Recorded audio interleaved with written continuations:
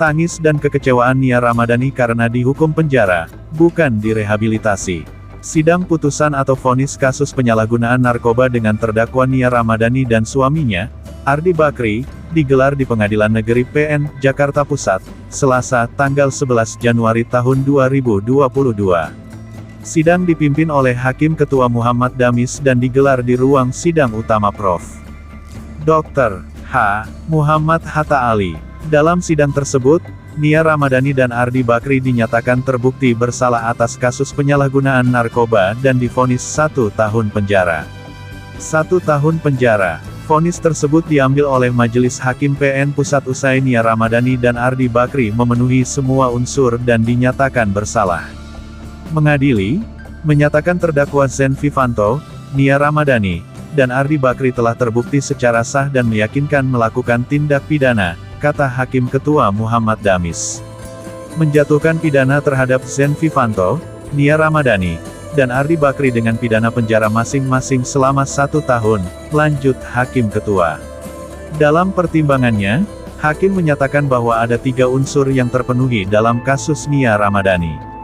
Tangis Nia Ramadhani. Mendengar hal tersebut, Nia Ramadhani pun menundukkan kepala dan mulai meneteskan air mata. Ardi terlihat langsung menengok ke arah Nia sejenak usai majelis hakim membacakan vonis. Nia Ramadhani lalu berdiri menghampiri tim kuasa hukumnya sambil sesekali menyeka matanya yang basah. Beberapa pihak keluarga yang hadir di ruang persidangan pun turut meneteskan air mata atas vonis yang diperoleh Nia. Alasan majelis hakim. Ada beberapa poin pertimbangan yang membuat majelis hakim harus menjatuhkan vonis 1 tahun penjara atas Nia Ramadhani. Sejak April tahun 2021, Nia dan Ardi dengan sadar dan sengaja mengonsumsi sabu sebagai jalan keluar menghilangkan masalah. Hakim menuturkan, usai mengonsumsi sabu, barulah permasalahan yang dirasakan Nia dan Ardi perlahan menghilang.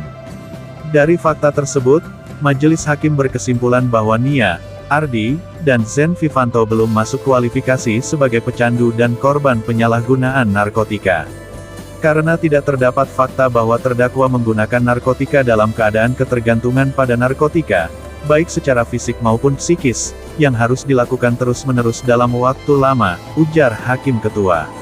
Ajukan banding. Ardi Bakri menyatakan bakal mengajukan banding atas vonis kasus narkoba yang menjeratnya bersama istrinya.